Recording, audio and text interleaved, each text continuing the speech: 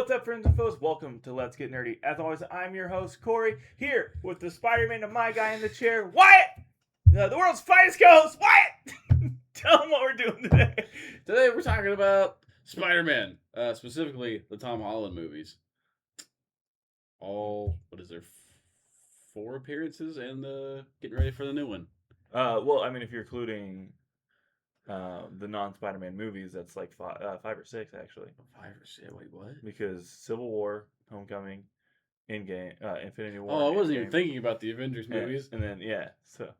Ooh, yeah, you're right. And 4, so yeah, 4 Spider-Man movies. Because you said appearances. So that's where I was thinking Civil War plus the Okay. Wow, I really train wrecked that. You want me to do that again? I'm going to do that to cut into the intro. Oh, okay. And then, all right, 3, 2, 1.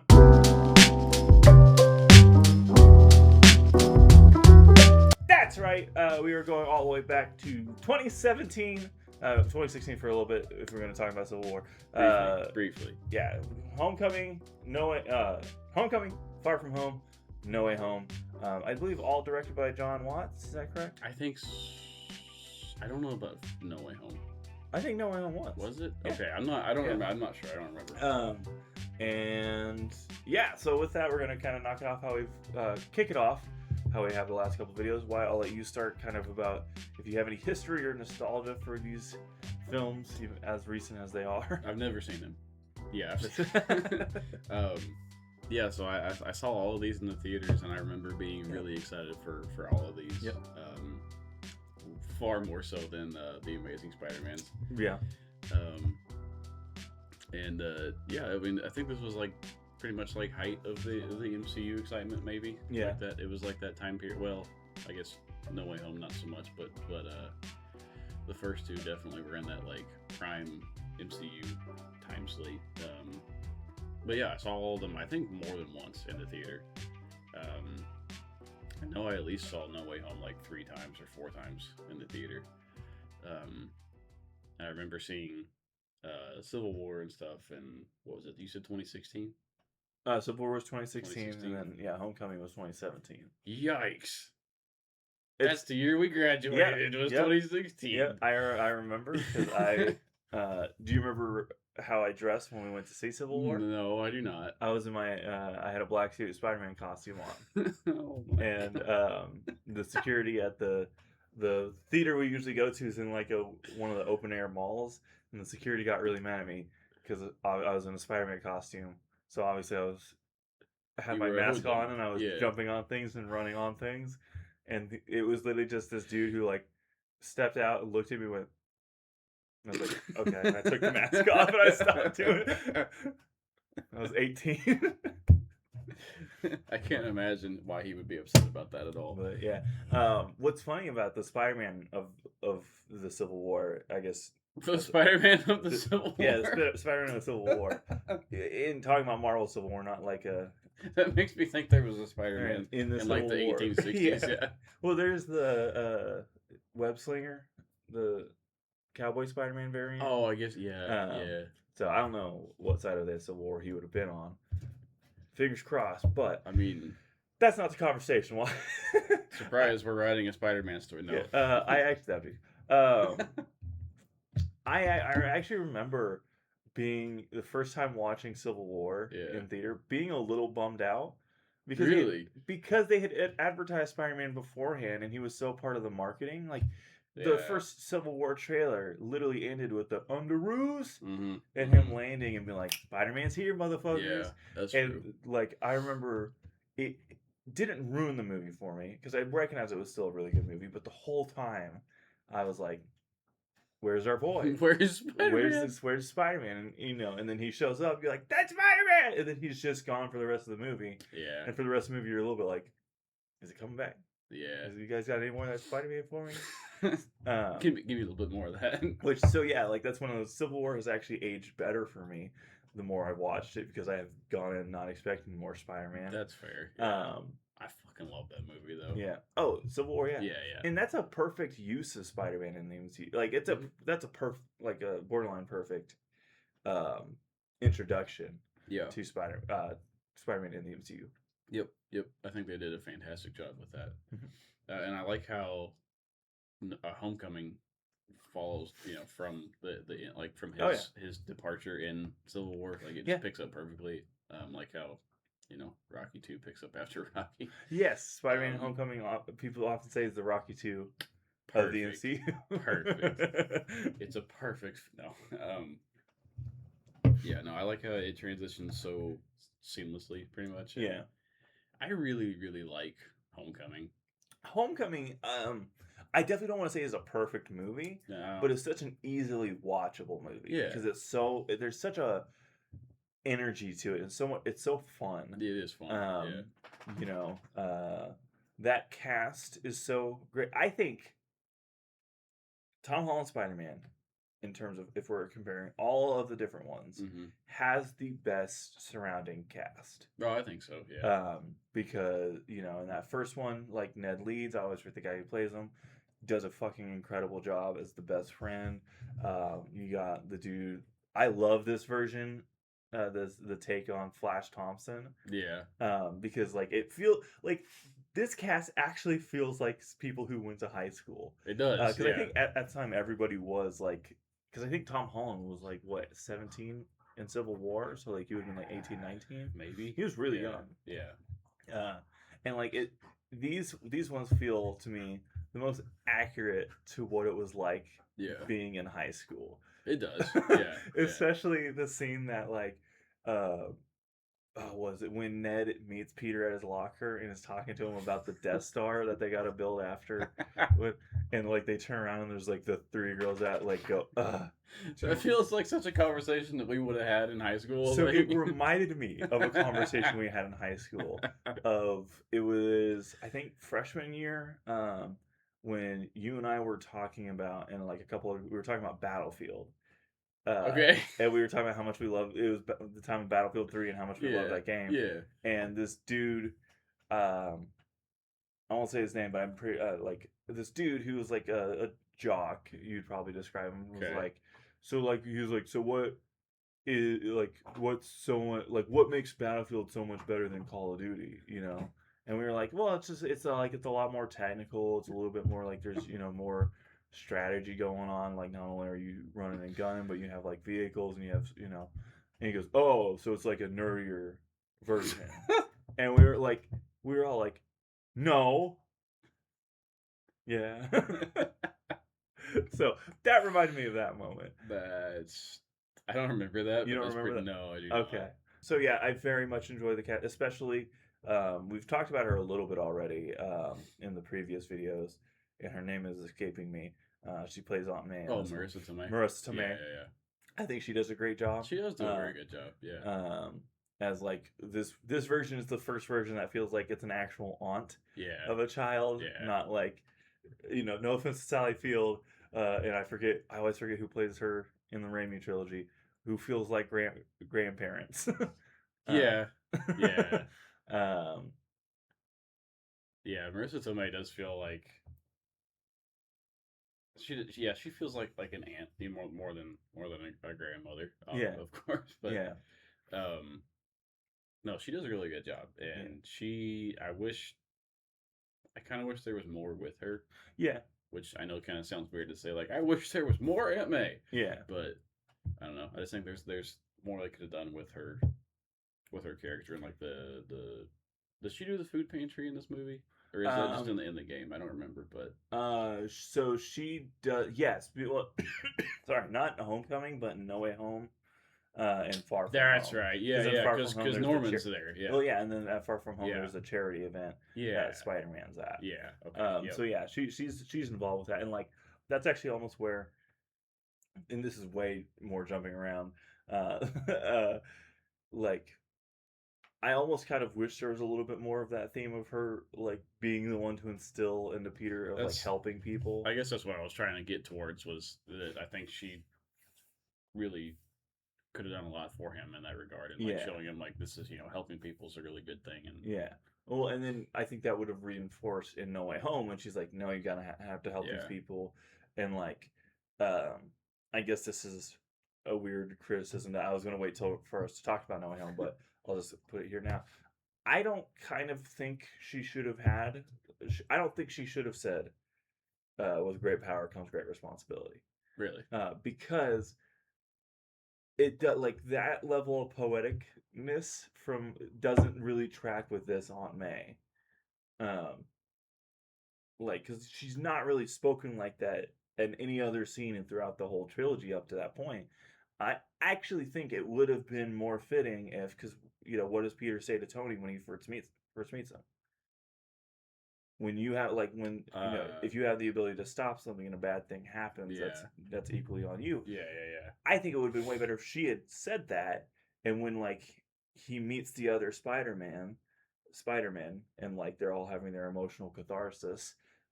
He says that, he relays that, and then Toby relays back to him, yeah, and then he hits him with great power comes great responsibility. Yeah.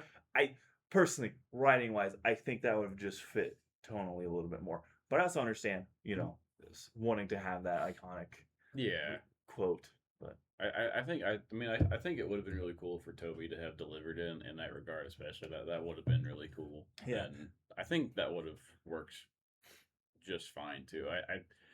I could see people getting upset about it for like they're I don't know. I could see like an online complaint being like, "Oh, nostalgia, the blading or whatever," But which is like, yeah, there's a lot of that's. yeah, I respect uh with No Way Home the like how much and then how little, like I don't know, I feel like they could have done way more and way more oh, way ham more fisted. nostalgia baiting. Yeah, Yeah, I feel like they could have too. I think they handled it pretty. I mean, it was pretty obvious. Like that's they were, you know, shooting pretty hard for that, but they also didn't like oversaturate it. right.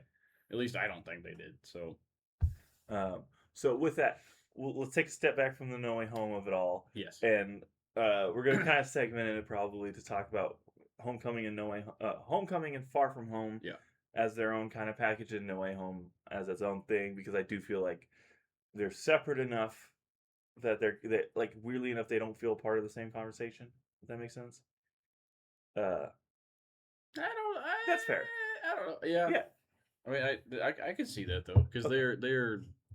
they're very different in their own What right. they're trying to So yeah, accomplish is yeah, much different. Is yeah, probably what I should have said. So getting back to the Homecoming and Far From Home, um, I mean, yeah, these are Homecoming again on its own is actually one of the MCU movies that I think stands alone, like stands on its own the best.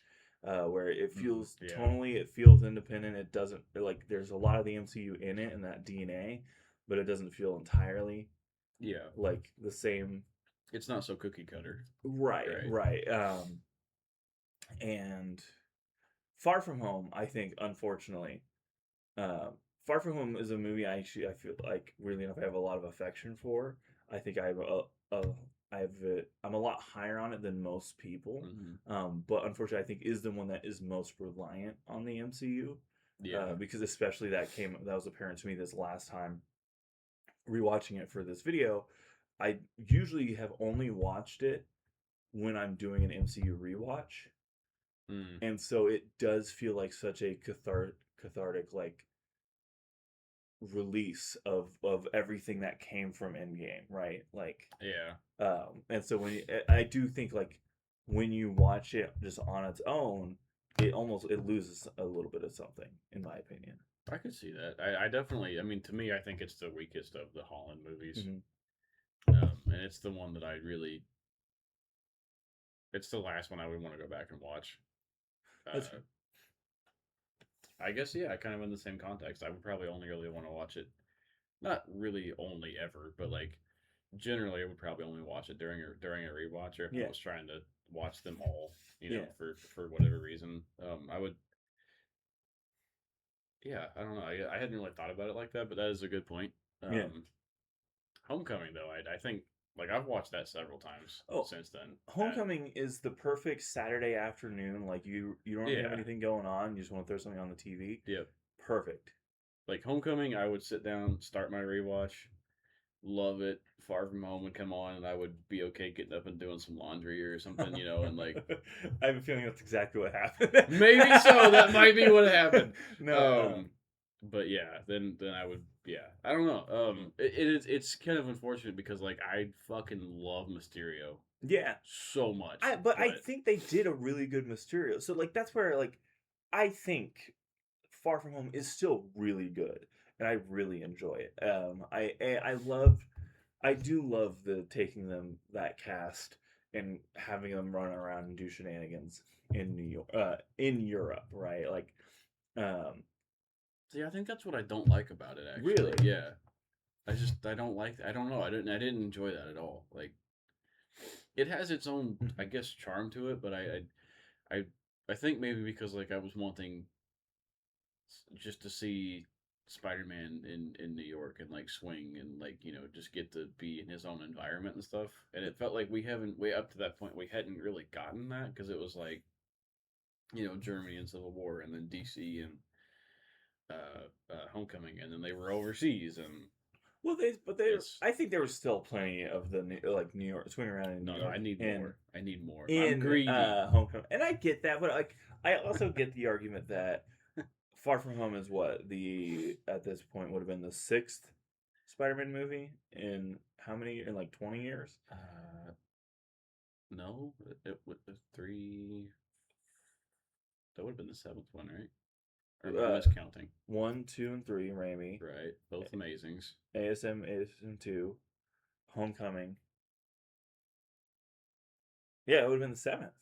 Are we counting the Spider Verse of that in this? Well, no, just live Okay, action. just now. Okay, okay, okay. So So it would have been seven. seventh. So yeah, so we've had six movies of Spider-Man swinging around New York, and I'm not saying like I But I don't. need more. Not saying I don't want to see this Tom Holland swing around. Tom Yeah. Holland Spider-Man swing around New York. I don't mind it, and I just think it like I liked some of the shenanigans and like eh, that's going back to the like I think it's a very accurate portrayal of being in high school of like being on that school like being on that school trip Yeah. with your friends and being like oh this is our play like scheming with your friends and stuff like that. I can personally I've been on trips like that and had a lot of fun, and it was very awkward at the same time because you're Right. yeah. So I really like that aspect of it. I also will say Far From Home is one of two or three Spider-Man Marvel movies, MCU movies that I will always have an emotional reaction to. Okay. Um, and it this time as well. Like this time, I will say this was the most flat I've ever felt watching this movie because it's one of the few times I've watched it. It's probably the only time I've watched it on its own. And Okay. so that's where I noticed in watching it with my fiance Carly. She's not an MCU fan. She loves the Raimi movies, specifically the first two. Um, and she's been watching a lot of these Spider-Man movies with me. Mm. And so she was like, "Yeah, this is too like there's." She's like, "It's too much Avengers." You know, Yeah. it's not fun to watch. And so I also felt that watching of like, yeah, there's so much MCU going on in this, and it's like, um, that being said, every time I watch this, when Happy has him on the Yeah. fucking Yeah. plane, Yeah. and he goes, "Brother, Tony wasn't the guy." Like Yeah. he was like, "That's my best friend. I love that dude. That dude was fucked up." Like having Yeah. that conversation with him, and then like when he looks back and he sees Peter going to work and shit. Yeah. Every time, every time, at least it's a little, you know, you know. Yeah. Um, I mean, it has heart to it, and that yeah, specifically. I mean, because I love the relationship between like Peter and Tony, yeah, and I mean, Happy of course is involved in that, and yeah. I know some people don't really enjoy that for whatever reason, and I can see why, but I like Yes, it a lot. but like I think it is a so the reason I love it Yeah, is because it explores an aspect of Spider-Man in the comics that we haven't been able to explore fully in the movies. Is the fact that Spider-Man, Peter Parker specifically, is always looking for that father figure yeah, because he lost Uncle Ben, and then he also had his dad who, abandoned him or died or like some version of that to where he feels like that's a missing hole for him. So that's why hmm he like in the comics, that's why he's always going to a Reed Richards or a Tony Stark. Even though like if we're going by the dates of like their first issues, Spider-Man has been doing this just as long as them. It's just Yeah. he's 10 years younger, so he feels like a kid to them. And it really, to me, explores that part of it of, you know, especially when they have back in that kid in Iron Man 2 is Peter Parker. Yeah. Like definitely he is looking at Peter, as Tony Stark as somebody to be a mentor to him. Yeah. Because that's, and I really like that aspect. I also like the aspect of when people are like, people call him Iron Man Jr. and stuff like that, and like, oh, he's not. They kind of have the side like he doesn't have the same struggle as the other two because the other two don't have the backing of the Avengers and stuff like that. Right. And I get that, but I don't think that's I think that's the point of it all. And when you look at the whole trilogy, um, and so I'll say this, and then we can kind of wrap up the conversation on Homecoming and No Way Home because there's quite a few things I want to say about those still.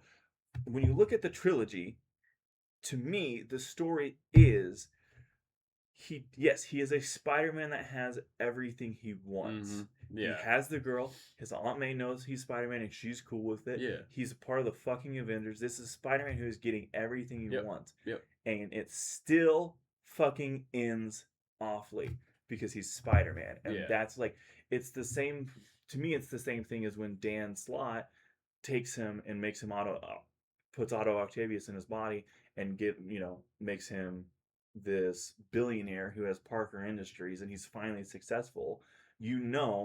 At some point Peter is going to fuck this up and he's going to be back where he was because it's the whole status quo of it all. Yeah. And so that's where like, yes, he gets everything he wants, and that's kind of the problem because at some point he won't be able to handle it, and that's exactly what happens. Right.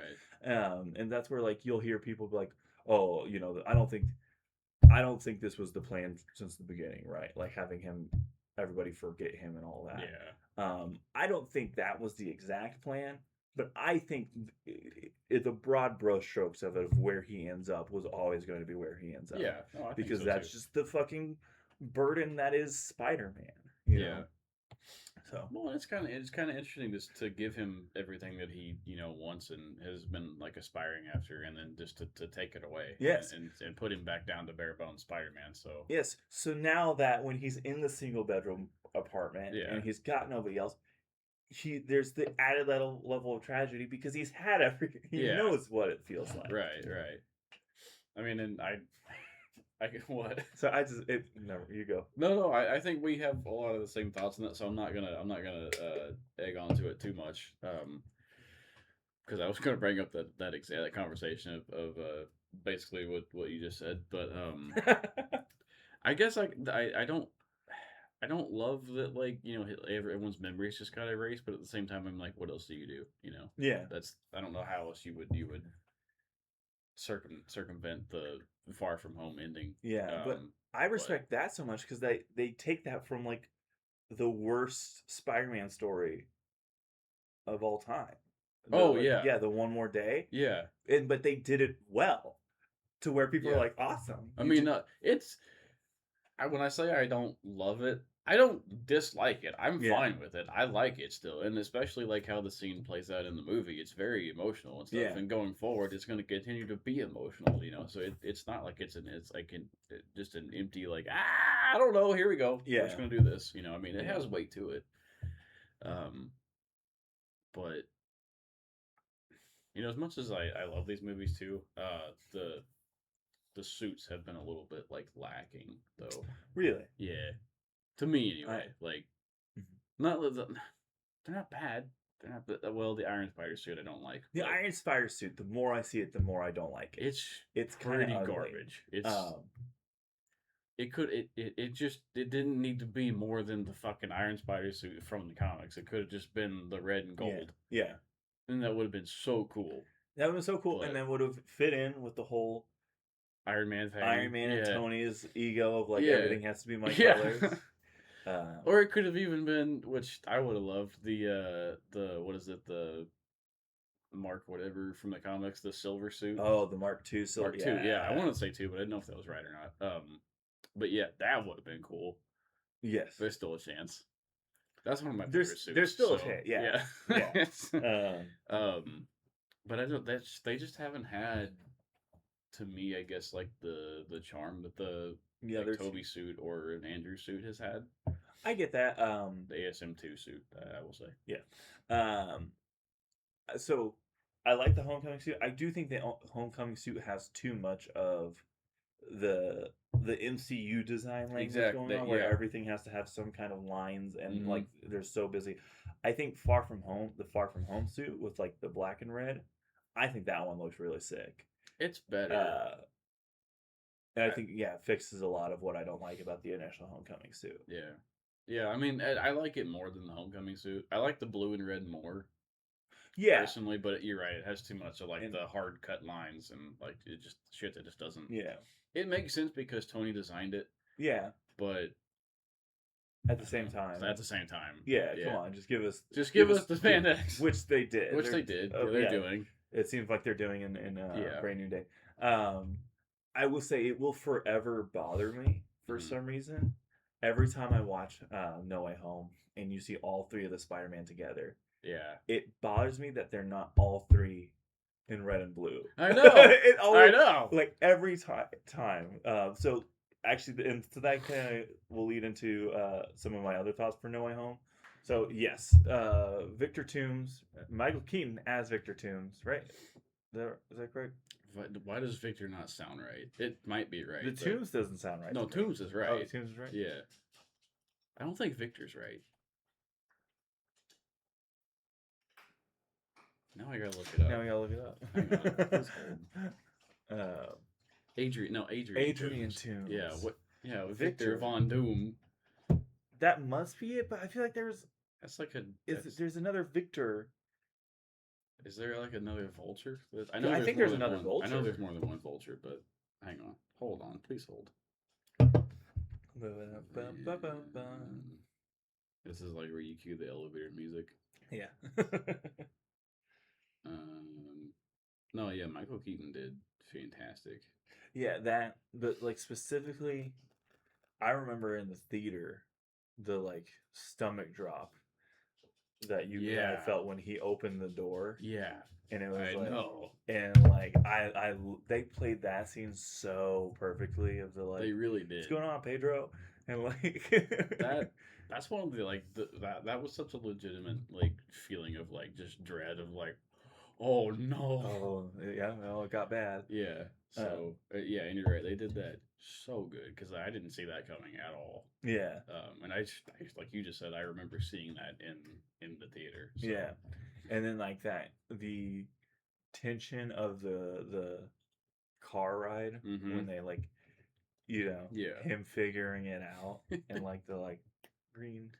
That's I think all played really well. Oh, fantastic! Yeah.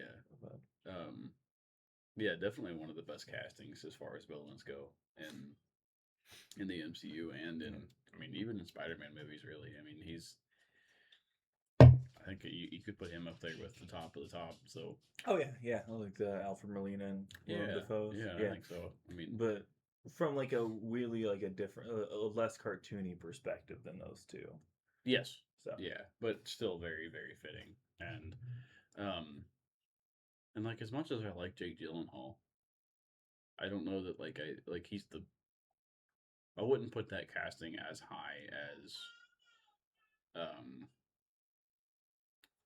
Michael Keaton. I just forgot his name. No, yeah. I get what you're saying, and I would say he's probably really up there, but like a tier down. And I don't even know if it's so much that it's a knock at Jake Gyllenhaal because I love Jake Gyllenhaal. Yeah.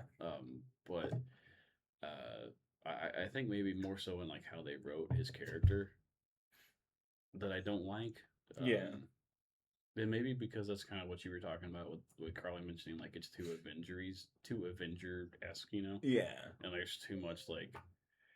It was one of those that I think led to like the fatigue of like everything is world ending and everything is like the biggest of stakes and and he was definitely of that light and that's I guess I just kind of think of Mysterio not maybe all the time but as like kind of a more low tier quirky like villain. One of the sillier villain, like he can be serious and scary but like he's more just kind of like quirky. Yeah. And like how he's I don't know if you played the second Spider-Man for the PS5. oh no, I haven't. But yet, like he's in there as a character. Oh, okay. And he's literally just as like a bunch of like side quests, challenges and stuff like that. Hmm. Yeah, that's cool. Yeah. And that's, I think, yeah, how it's best used. And like, I think I get what you mean in terms of like the world ending stakes, which like, I don't know if we quite got there in Far From Home, but like it got pretty close. I guess, yeah, trying to take over London and stuff like that. Yeah, they were pretty close. Because wasn't like the elementals were gonna like destroy the world or something or whatnot? Yeah. I don't remember exactly what they were. Which I think, but I think that was a part of like the plan to just like convince so that they could get some kind of power. Yeah, So I think that, because I don't think there was never a genuine threat of them being able to actually destroy the world. No, I don't think there wasn't a genuine threat, but that was the illusion. Which, yeah, of course. I mean, well, and like, but they did everything like with the illusions, and like when Spider-Man was in the illusion with Mysterio, and like you ended up getting hit by the train and stuff. That 10 out of 10. Really that was fantastic. Really good like stuff. The Iron Man coming out of the chessboard and stuff. Like fantastic stuff. But and even using the drones as like part of his effects and stuff was pretty unique. I mean, and I did like that it was kind of also in the theme of like Tony Stark's demons are still haunting. Yeah. Yeah, which is still cool. That's a fun thought too. So. Yeah, bringing back the dude from Iron Man 1, the like oh yeah, the one that the one that Obadiah yelled at. Yeah. So I did really enjoy that. But yeah, again, so like Far From Home is one of those where I will admit it's probably a little bit more mid tier, but I enjoy it way more. That's fair. Yeah, I don't even necessarily know why. But yeah, I mean, it's still a fun movie. Oh yeah, like when I say I don't love it, it's not that I don't like it, because I do still like it. I enjoy it. I'm gonna be happy to watch it. I'm just not gonna seek it out, I guess. Per se, Yeah, it doesn't. It's not just like if you want to scratch the itch that is Spider-Man, you're not. That's not the first. That's one not the one. Yeah, exactly. So with that, I do think we talked about Homecoming and Far From Home quite a bit. Probably enough already, and we've already talked about No Way Home specifically a little bit. But I guess to give more specific thoughts to that, you kick it off, Wyatt. What do you think of No Way Home? I love No Way Home. Oh yeah. It's one of my favorites. Just in the MCU, but just favorite movies in general. Mm-hmm. It's not a perfect movie. It's not even maybe like a great movie per se, but I don't really care. Like, it's just, I really enjoy it. I love that movie so much. It means a lot to me because of the time in life that we saw it. And, the nostalgia works for me. So yeah, I will say I think that movie has more substance than people give it credit for. I think it does too, because I think people kind of unfairly lump it in with like Deadpool and Wolverine, which is a little bit more of a like, oh, who's showing up next kind of thing. It is, yeah. Then like, I think No Way Home is a little bit more of an like, it is a Tom Holland Spider-Man story. Like, it is his plot at the center of it, and like everybody else kind of shows up around it. Yeah. So I like that. I love. To this day, I always get a kick about the idea that we have a Spider-Man fight with Doctor Strange and Spider-Man wins. I don't know why I think that's such a like. At the moment, I was like, oh hell yeah, they're doing it. But yeah, that was. I think that's such an underrated scene. It is. Yeah, it's awesome. And then I'm going to retract my previous statement. It is a great movie. It's a great movie. It's a great movie. Movie. Especially because like when I get away from it, I can kind of attribute it and lump it in with the Deadpool and Wolverines and the multiverse of madness that followed it. Yeah. But like it's when you watch it on its own merit, you're like, no, this is a good movie. It's held its own and like stood the test of time, and like to me, and I think it's only gotten better. Honestly, like every time I watch it, I just like it. Maybe more. Whereas like Deadpool and Wolverine, like I do like that movie a lot, but I think as I watch it and as time goes on, I like it a little bit less every time. watched it since it came to stream. I've watched it once, and again, I've enjoyed it. Yeah. It's pretty good. I don't think I've ever felt I've never been like, oh, I'm gonna watch that again. Where Yeah. like comparing it to Deadpool 1 and 2, Deadpool 1 and 2, every now and again I'm like, yeah, let me throw that on. Like, Yeah, I think because like you said, it's just a little bit, not to dog on it, but it's just a little bit too much of like the who's next and who's, like yeah, what are they going to throw at us next? yeah, I think it relies so much on like memes in a sense, yeah, yeah. and that kind of, I don't know, but not entirely, but there's, oh my god, there's a lot of that, and I think like I say all that to say like it works in Spider-Man, and I think that trope should have just stayed with a one and done as Spider-Man. Like it didn't need to be A whole a era whole of thing. DC. Yeah. Yeah, which, as we're about to get Doomsday. Yes. And I still stand by that. I mean, Yeah. I think I'm still okay making that statement. I'm still excited for Doomsday, but this is our other host. This is Willow. This is my dog. Hi, Willow.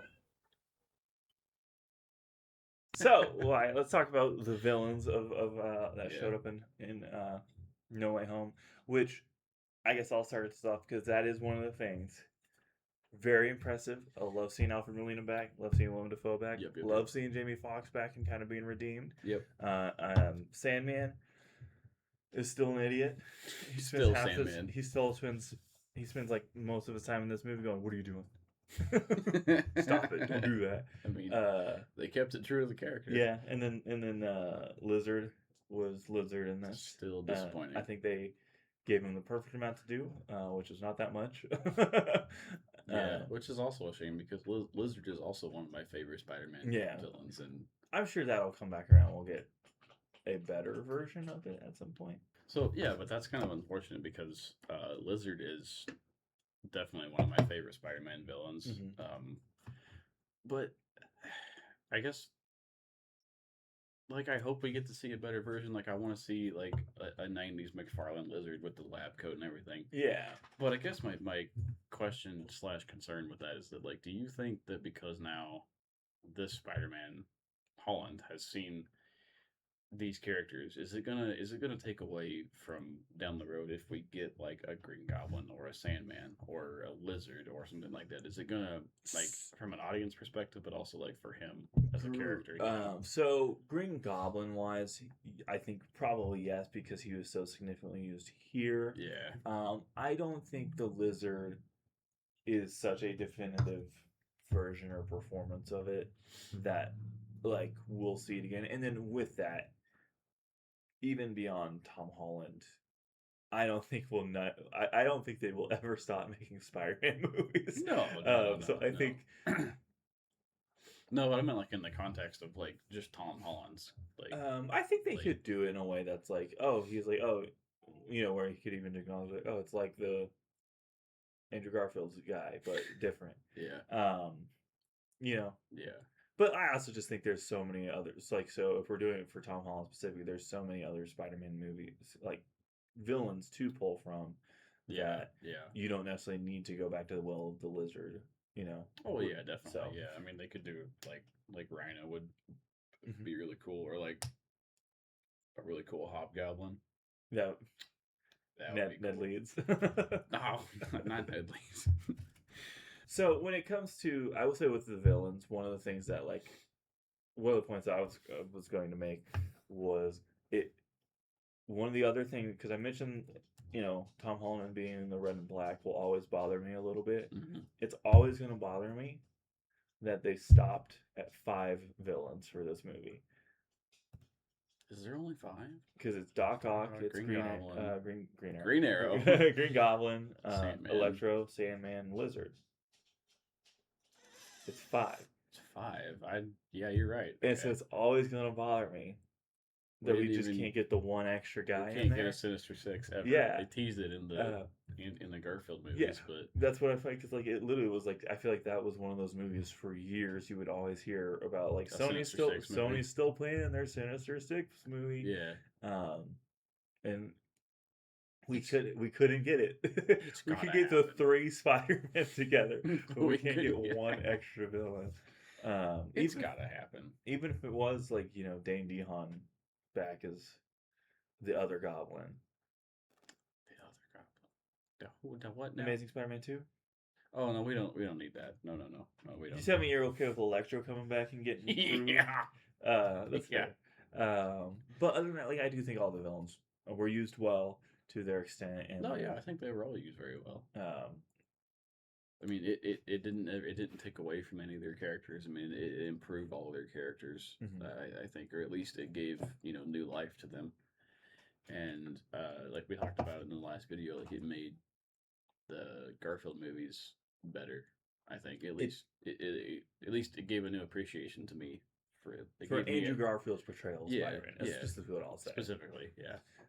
Which getting into the Spider-Man of it all, I loved the use of the 3 Spider-Men in this. Obviously, yep. I loved the characterization of like. I loved the role Toby filled here as like the veteran, the guy. Like, it's one of my favorite moments is when they're first like, "Oh, where do you go to be alone?" And he's like, "Yeah, I go to the Chrysler Building." Yeah. And then like Andrew Garfield's trying to compete. He's like, "Well, I do the Empire State, better view." He's like, "Yeah, you're right. It's a pretty sweet view." Yeah, like just not engaging in it the whole time. Yeah. I loved that because I love that aspect of it, and then I love Andrew Garfield like kind of dunking on him the whole time. Like, so we're going with the youth pastor look or what? Like, no, their chemistry was great as the 3 of them. I mean, it was fantastic. Yeah, and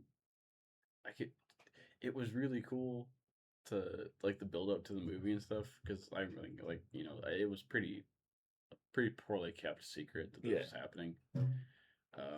Which is unfortunate because it would have been so cool to be in the theater and not have any idea that was going to happen. Yeah. But it did give kind of a fun excitement to it too, knowing it was going to happen. And then when it finally did happen, it was such a freak out moment, Yeah. Which we can talk about the theater experience in a little bit, but their chemistry is great and they look so cool. Oh, yeah. Like all 3 of them running and jumping and swinging off of things and like fighting together. And I mean the shot of them all 3 landing on that Liberty, the Statue of Liberty, incredible, dude. So iconic. Which the Statue of Liberty being redesigned with the shield, the Captain America shield, is stupid. It's so stupid. But so like it's. I don't know.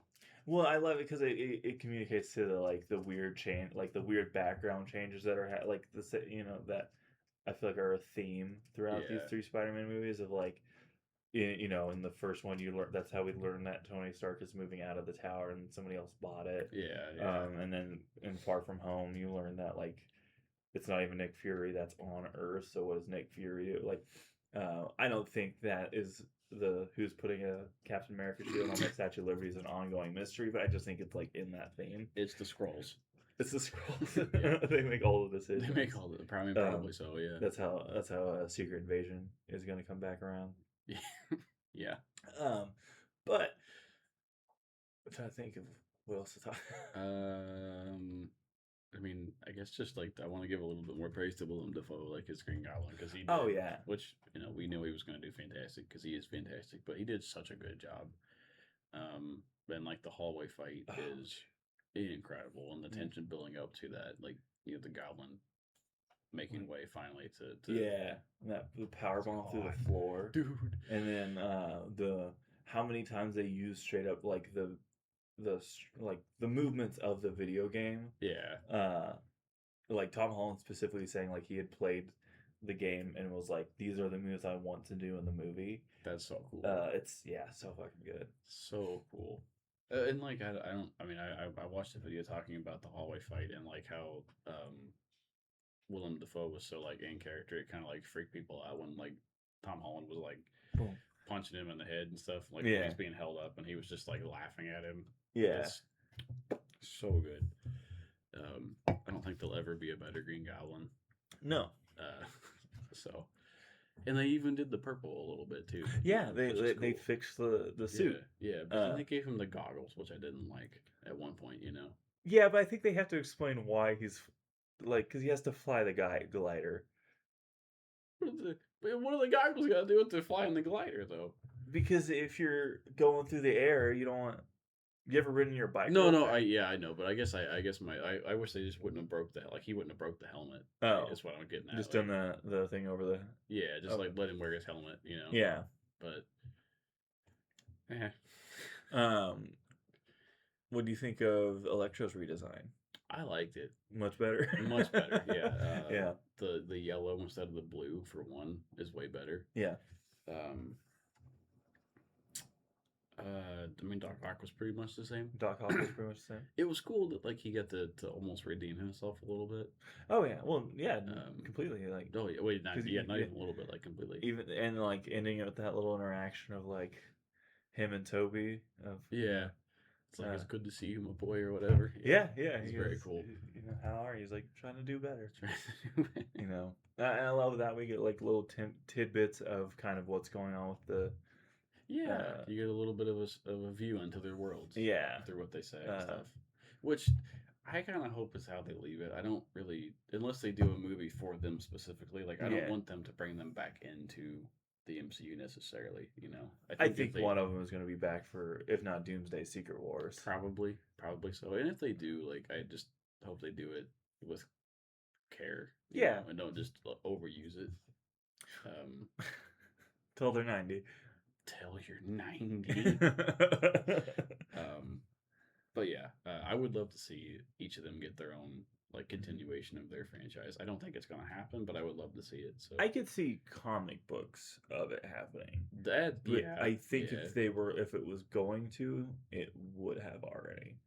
I don't know. I could see it still happening. I think comic books would be cooler though. Actually, really.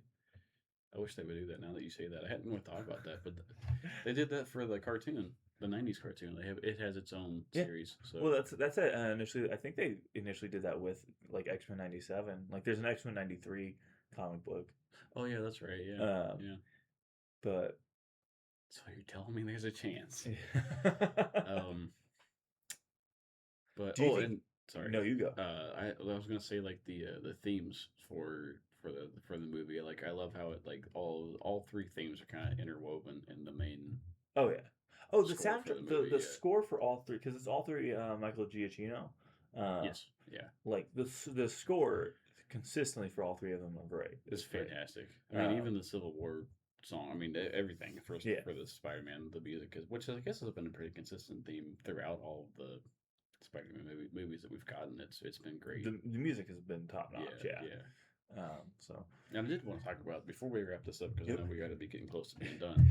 But the theater experience, because I know like it was a pretty special one. At least to me, it was. Oh yeah.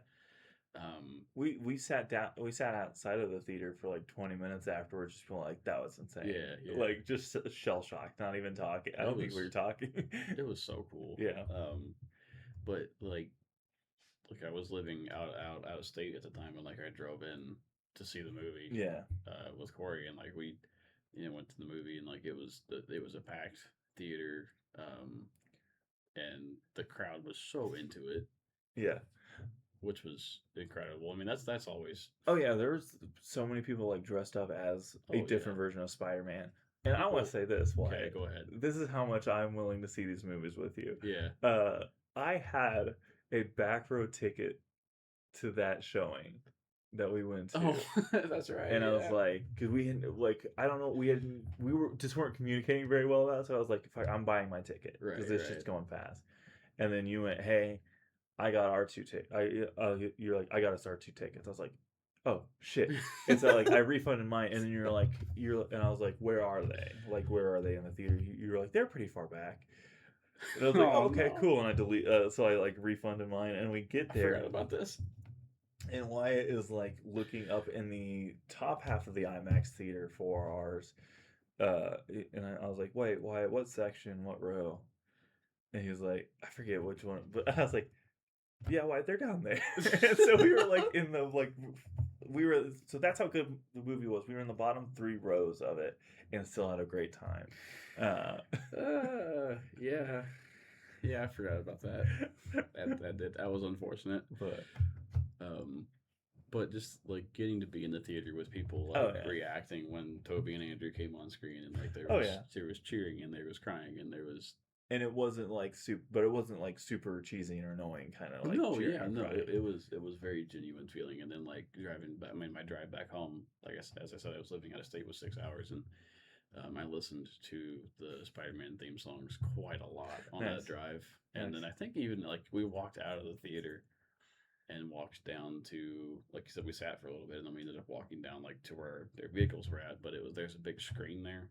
They show movies and games and stuff occasionally, and like there was a Chiefs game going on, and like I think it was a Chargers game when Kelsey like got a like he made a reception and ran like 20 some yards into the end zone, and we won the game, and it was just a great way to cap off the night too, But so that's a pretty special theater experience to me that I think about here and there. So absolutely.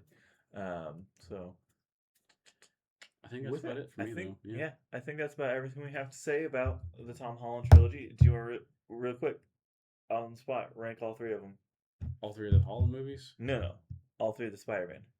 Oh God, Holland, Toby, Andrew. Okay. Same, probably. Same? Okay. Same. So with that, we are literally about to get up and go see Spider-Man Brand New Day right now. Yes. So it's the time that you see this uploaded. That video will probably be uploaded the next day. So if you want to check that out, please hit subscribe, hit the notification bell so you can find out when it happens. Like and share. Yeah, let us know down below. Let us know down in the comments below what you thought about Tom Holland's trilogy, how you think it compares to the other two, and then what your predictions are for Brand New Day, even though it's already been out for a day. That's besides the point. But with that, until then, you guys be good. We got to get back to nerding out about Spider-Man. Lots of Spider-Man. Yeah. All right, we're out of here. We gotta go.